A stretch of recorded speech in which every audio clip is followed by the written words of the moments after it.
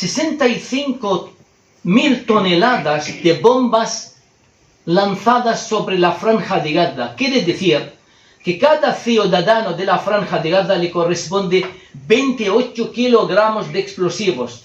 Si uno falla, el segundo no, pero 28 podían dar asesinato perfecto. Para o tempo unha espiral, un xermolo para esta terra e a tua voz para cantar para esta xente nada, para esta xente nada. Palestina vencerá.